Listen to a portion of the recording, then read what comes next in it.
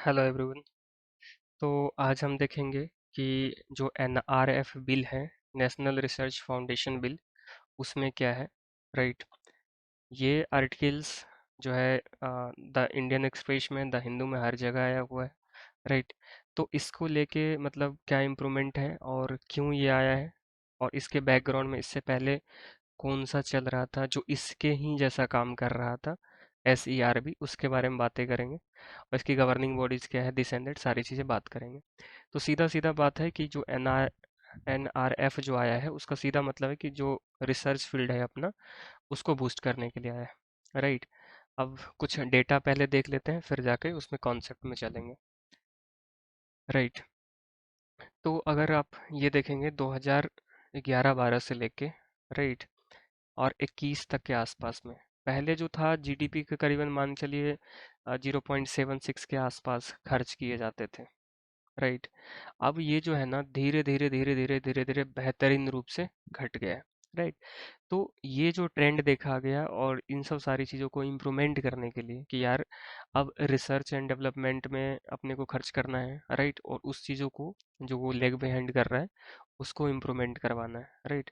कुछ trend other countries के comparison में देखा जाए तो इजराइल बेहतरीन खर्च कर रहा है अपने जीडीपी का। ठीक है, 5.35% के आसपास वो R&D पे खर्च करता है। इसीलिए अगर आप देखेंगे तो इसराइल का एग्रीकल्चर हो गया, राइट, डिफेंस सेक्टर हो गया, राइट, साइबर सिक्योरिटी सेक्टर हो गया, मतलब वो छोटा सा है कंट्री, मिनिमम पॉपुलेशन के साथ काफ़ी बेहतरीन परफॉर्मेंस रखता है, और पर कैपिटा इनकम और स्टैंडर्ड ऑफ लिविंग बहुत तेज है और बहुत हाई है। राइट।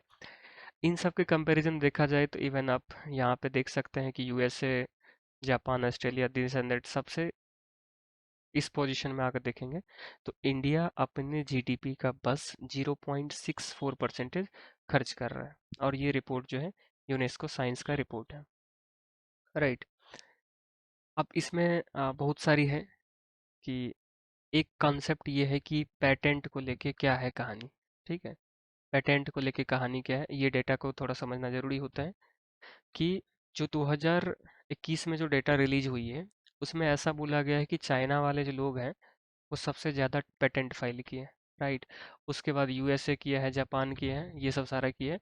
और इंडिया जो है कहीं यहाँ पे है, करीबन 61,573 रिपोर्टिंग के साथ। अब इसमें भी कुछ लोचा है।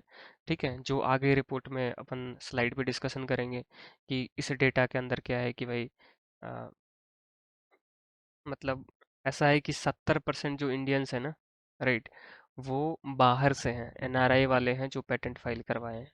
तो इंडिया में देखेंगे तो बस 30% ही जो जनता है वो NRI नहीं है और उसने पेटेंट फाइल कर रखा है।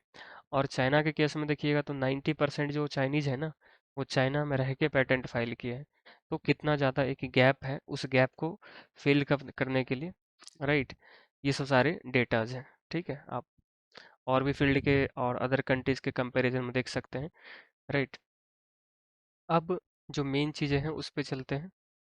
राइट, कि इसको गवर्न कैसे किया जाएगा। ठीक है, गवर्न करने के लिए सिंपल है कि जो एक्स ऑफिशियो प्रेसिडेंट बनेंगे, वो वाइस चेयरमैन, सॉरी, प्रधानमंत्री बनेंगे खुद। राइट। और जो वाइस प्रेसिडेंट जो बनेंगे, वो साइंस एंड टेक्नोलॉजी डिपार्टमेंट के जो मिनिस्टर्स होंगे, इसमें से कोई उठा के ले लिया जाएगा। राइट। नेक्स्ट पॉइंट पे चलते हैं कि फंडिंग को लेके इसमें कैसा है। 28% गवर्नमेंट देने का प्लानिंग है गवर्नमेंट की तरफ से, और 72% जो है वो प्राइवेट सेक्टर की तरफ से आएगा। राइट। नाउ अब मेजर मेजर मेजर कॉन्सेप्ट क्या है वो देख लेते हैं डेटा के बाद। मेजर कॉन्सेप्ट ये है कि इसका जो मकसद है वो रिसर्च को बूस्ट करना। जो मेन मेन पॉइंट है वो ऑलरेडी इसमें कम से कम में लिखा गया है। राइट। ठीक है, कि यहाँ की जो रिसर्च की जो क्वालिटी है उसको इम्प्रूवमेंट करने के लिए। और इससे पहले जो था वो SERB चल रहा था, science and engineering research board चल रहा था। राइट।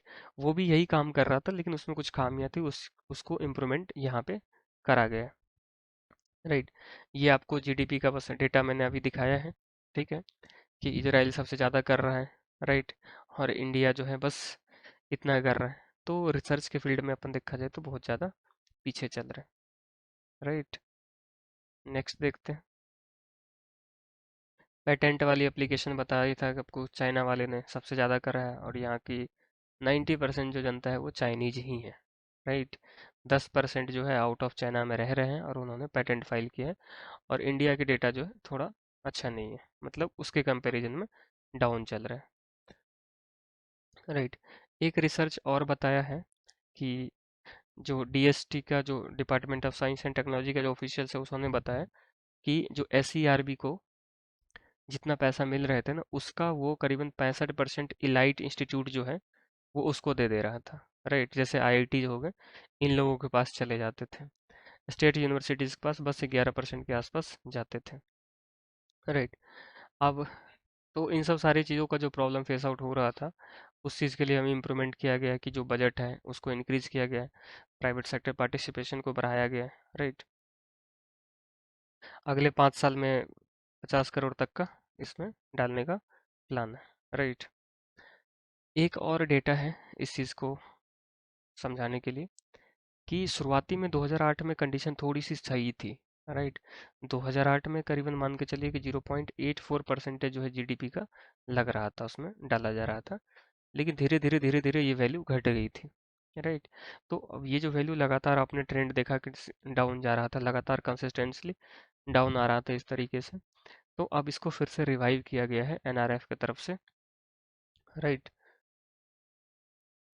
नाउ एनईपी जो है 2020 में जो न्यू एजुकेशन पॉलिसी आया था, उसने काफ़ी ज़्यादा एम्फेसिस दिया था इस पॉइंट पे कि अपना जो रिसर्च विंग है, जो अपना रिसर्च एंड टेक्नोलॉजी का जो स्थिति है, वो अच्छा खासा नहीं है। अपना जो पढ़ाई होता है स्कूल में, कॉलेज में, जो भी होता है एबीसीडी, तो उसमें उस लेवल की जो कंपटीशन चल रही है वो नहीं है मार्केट के हिसाब से, राइट। तो रिसर्च एंड डेवलपमेंट पे थोड़ा सा खर्च किया जाएगा। अगर उस पे खर्च होगा तो स्वाभाविक है इकोनॉमी ग्रोथ करेगा, जॉब क्रिएट होगा, राइट। तो इन सब के बीच में आपस में काफ़ी ज़्यादा इंटरलिंकिंग है, राइट। और प्रोस्पेरिटी अपना बढ़ेगा। So that's all from my side. तो ये सिंपल सी कहानी थी, कुछ डेटाज और फैक्ट्स थे जो समझने वाले थे। Will see you in next class, next topic के साथ। तब तक धन्यवाद।